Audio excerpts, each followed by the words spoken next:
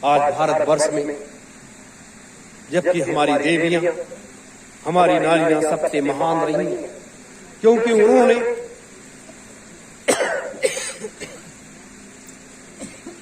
वीरों भोगते वसुंधरा, वीरों पुत्रों पुत्रियों को जन्म दिया। हमारे देश में देवियों की पूजा होती है। हमारे देश में देवियों को शक्ति का रूप माना जाता है। हमारे देश में इस परंपरा की हमारी देवियां को अगर हम आकलन करें, महारानी लक्ष्मीबाई अपनी छोटी सी उम्र में भारतवर्ष में अंग्रेजों के खिलाफ में कितने बड़े महायुद्ध को लड़ा।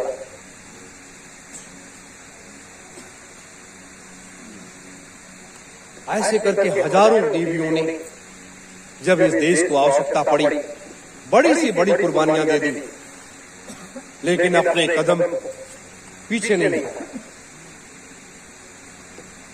अपने घर को छोड़ दिया, अपने परिवार को छोड़ दिया, अपने माता पिता भाई बहन को छोड़ दिया, लेकिन देश को उन्होंने अंगीकार कर लिया कि भारत ये मेरी माँ है। उस माँ को भी बचाने के लिए अपने को कुर्बान कर दिया। ये वो भारतवर्ष है। इसलिए नारी शक्ति में एक सबसे बड़ी ताकत है, सबसे बड़ी क्षमता है और सबसे बड़ी दया का भाव भी है कि माँ का वात्सल्य एक ऐसा होता है, माँ की ममता एक ऐसी होती है कि पुत्र कितना भी नालायक हो जाए, लेकिन वो माँ के लिए उसका बेटा ही रहेगा और माँ हर संभव उसको प्रयास सुधारने का करेगी। तो ये भारत की राजनीति है, ये भारत का धर्म है और इस धर्म को लोग भूलते चले गए। अब इसको सुधारने के लिए किसी न किसी को तो आगे बढ़ना पड़ेगा। ये ऐसे हम देखते रहे,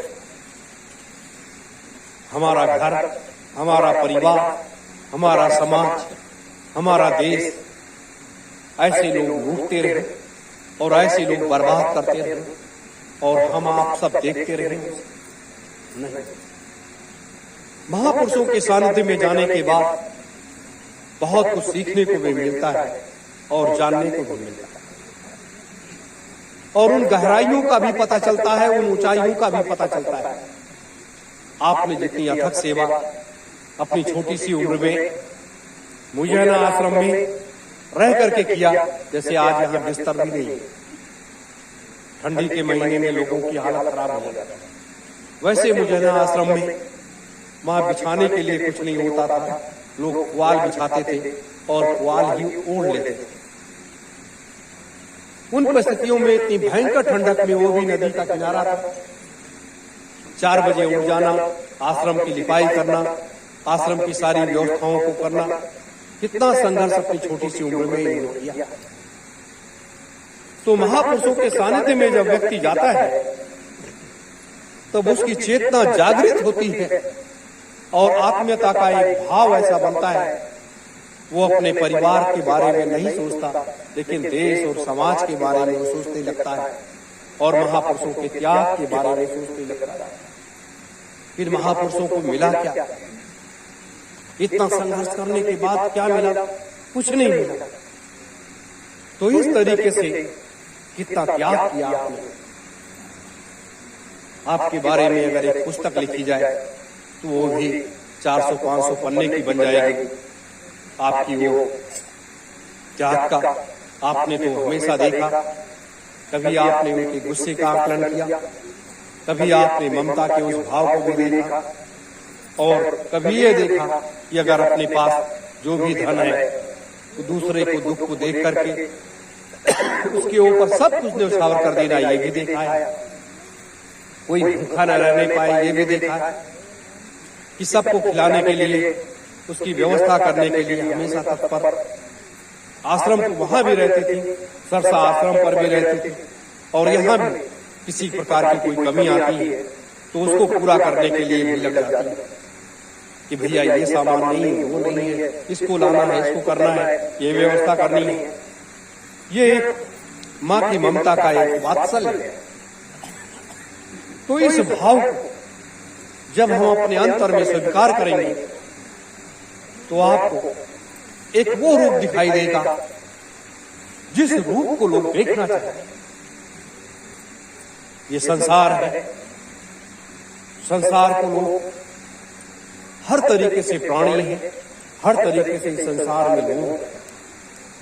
मेरे प्रेमी जनों, मेरे भारतीय सुभाष सेना के कार्यकर्ताओं और पदाधिकारियों,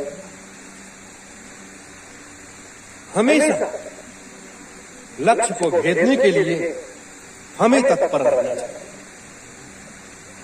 जैसे अर्जुन ने अपने गुरु से कहा था कि मुझे सिर्फ चिड़िया की आंख दिखाई देती है, तो उसी तरीके से हमें युग परिवर्तन दिखाई देता है, मुझे सत्ता परिवर्तन दिखाई देता है, मुझे नई शासन व्यवस्था दिखाई देती है। उसके लिए कितनी बड़ी कुर्बानियां देनी पड़ेगी, क्या करना पड़ेगा।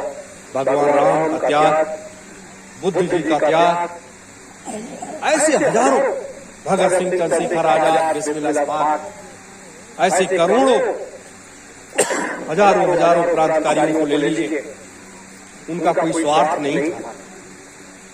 एक स्वार्थ था कि हमारा ये भारत, हमारी ये भारत मां जो अंग्रेजों की बेड़ियों में जकड़ी हुई है, इसे आजादी मिले। और वो फांसी के फंदे पर चूम गए, सीने पर गोलियां खा ली, जेल की यातनाएं सह ली, तब भी अपने कदम को उन्होंने पीछे नहीं हटाया। इनकलाब जिंदाबाद, भारत माता की जय बोलते रहे। आज उसी तरीके से आपने देखा कि अपनी राष्ट्रीय अध्यक्षा जी हमेशा जोश और जज्बे में, हमेशा हर लक्ष्य को हासिल करने के लिए तत्पर है। यही एक सबसे बड़ी चीज है उनके अंदर, ये सबसे बड़ी चीज है। और जिसके अंदर जोश और जज्बा नहीं होगा, जिसके अंदर लक्ष्य को हासिल करने का एक अंतर ग्रोथ नहीं होगा, वह व्यक्ति उस लक्ष्य तक नहीं पहुंच सकता, उस मंजिल तक नहीं पहुंच सकता है। आज जो हम लोगों ने 30 साल का ये सफर तय किया है, ये सफर आध्यात्मिक और राजनीतिक परिक्षेत्र को लेते हुए ये सफर तय किया है। इसमें तमाम उतार चढ़ाव भी आए हैं, तमाम बड़े बड़े संघर्ष भी हुए हैं। तो उन संघर्षों को झेलते हुए, क्योंकि गलत रास्ते पर चलने के बाद कामयाबी मिलती है, अच्छे रास्ते पर चलने पर सीख मिलती है और मार्ग का एक रास्ता मालूम होता है। तो आज ये मार्ग का एक रास्ता मालूम हुआ है कि हम इस रास्ते से चल करके और हम आगे बढ़ सकते हैं और उस कामयाबी को हासिल कर सकते हैं। जैसे अभी इस प्रजातंत्र रूपी जहाज पर जब अपने लोग बैठे, जो ये चुनाव है, विधानसभा का चुनाव जो 2022 में हुआ है, वो हमारे नेतृत्व में लड़ा गया, 17 का और 22 का। तो अपने बहुत से कार्यकर्ताओं ने, पदाधिकारियों ने कोई जातीय समीकरण को तय किया, कोई वैसे तय किया, वोट ले जाकर के कोई किसी को दे दिया, कोई किसी को। ये संगठन नहीं होता, ये परिवार नहीं होता। हमारा एक वोट 1 अरब और खरब के बराबर उसका मूल्य नहीं होता है, क्योंकि हम सत्य मार्गी लोग हैं, हम गुरु के अनुशासित सिपाही हैं। इसलिए वो अरब खरब उसका मूल्य नहीं लगाया जा सकता है। जब अपने लोगों ने देश के राजनीतिज्ञों को यह साबित कर दिया कि ये शराब और मांस के व्यापारी हैं और ये देश के, जैसे औरंगजेब ने लूटा, अंग्रेजों ने लूटा, मुगलों ने लूटा, तो उसी तरीके से ये भी लोग हैं, हमारे आपके घरों के लोग सत्ता में जाकर के लूट रहे हैं, देश के खजाने को खाली लूट करके एकदम से तो खाली कर दिया। ये सब कुछ जानते हुए भी जब हम उस रास्ते को तय करते हैं, दूसरे रास्ते पर जाते हैं, तब तकलीफ होती है। हमें दूसरे रास्ते को मार्ग तय नहीं करना चाहिए। और आप वो लोग अपने साथी बनेंगे जो साथ में कदम से कदम मिलाएंगे, आवाज में आवाज मिलाएंगे।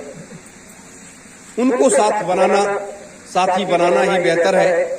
ऐसे लोगों को साथी नहीं बनाना है कि जो लोग समय जब आए तो दूसरी नाव की सवारी कर ले। अब ऐसे साथी भी नहीं बनाना है, क्योंकि हम जानते हैं कि कहां से ये फूल खिलेगा, कहां से कांटे बिछेंगे और कहां से हमें मंजिल हासिल होगा। ये चीज अपने दीदी माँ को भी अच्छी तरीके से मालूम, वो मंजिल का मार्ग भी मालूम। तो अब उस रास्ते पर हम आप चल पड़ेंगे। लाखों लाखों लोग आपका साथ देने के लिए तैयार खड़े हो जाएंगे। अभी तो उस आवाज को अपने लोगों ने लगाया ही नहीं। अभी तो एक सिर्फ प्लेटफॉर्म को तैयार किया है, उस पर अभी लाइनें बिछाई गई हैं, अभी उस पर ट्रेन दौड़ाई नहीं गई है। और जब ट्रेन उस पर दौड़ेगी तो जो उसका ड्राइवर होगा वो कितनी स्पीड में गाड़ी चलाएगा, गार्ड किस तरीके से झंडी दिखाएगा, ये अब जाकर के प्लेटफॉर्म तैयार हुआ। ट्रेन उस लाइन पर आकर के खड़ी हो गई। अब गार्ड की झंडी का इंतजार, ड्राइवर भी बैठ गया है। अब सिर्फ झंडी मिलते ही, हरी झंडी मिलते ही गाड़ी चल पड़ेगी और वो अपने उस स्पीड को, उस रास्ते को तय करेगी जहां उसका मंजिल है, वहां तक पहुंचना है। यही हमारा एक आप लोगों से कहना है। और आप लोग नए तरीके से भारतीय सुभाष सेना की केंद्रीय कमेटी 20 तारीख तक बन जाएगी और भारतीय सुभाष सेना उत्तर प्रदेश के भाई माननीय श्याम किशोर वर्मा जी इसके प्रदेश अध्यक्ष हैं उत्तर प्रदेश के, वो भी कमेटी प्रदेश की भी 20 तारीख तक बना करके तैयार कर लिया जाएगा। और उसके बाद उस कार्य के लिए आगे अपने लोग निकल पड़े और एक नई सदस्यता अभियान भारतीय सुभाष सेना की दीदी माँ के नेतृत्व में, भाई श्याम किशोर जी के नेतृत्व में और अपने समस्त कार्यकर्ताओं पदाधिकारियों के नेतृत्व में नए सदस्यता अभियान शुरू होगा। और प्रत्येक जिला मुख्यालयों पर उत्तर प्रदेश के, उत्तराखंड के सभी जहां जहां अपना संगठन है, जिस प्रदेशों में, सभी जिला मुख्यालयों पर एक कार्यक्रम का आयोजन किया जाएगा और एक मांग पत्र माननीय प्रधानमंत्री जी को भेजा जाएगा और एक भारतीय सुभाष सेना का 2024 का संकल्प आम जनता के बीच में लेकर के जाया जाएगा। ये तीनों चीजें ये साथों साथ चलेंगी और ये 20 तारीख के बाद जो भी एक सामूहिक बैठक होगी, उस बैठक में ये सारे निर्णय राष्ट्रीय अध्यक्ष जी के नेतृत्व में लिया जाएगा और लेकर के और उस कार्य को आगे अंजाम दिया जाएगा। क्योंकि हमारा कर्म, हमारा धर्म जो है, हमें कर्म करने से पीछे नहीं रहना चाहिए। कर्म करना अपना धर्म है और उस रास्ते पर चलते रहना। मेरे साथियों, कभी भी हताश और निराश न हो। 30 साल का सफर तय करने के बाद मैंने जितने उतार चढ़ाव को देखा है, जितने संघर्षों को देखा है, तो अगर हताश हो जाते, निराश हो जाते तो उस जगह बैठ जाते। लेकिन नहीं, हमने ये तय किया कि जब तक ये मंजिल मिल नहीं जाती है तो उस मंजिल तक हमें चलते रहना चाहिए और अपनी मंजिल को हासिल करना चाहिए। आज उस मंजिल को हासिल करने के लिए,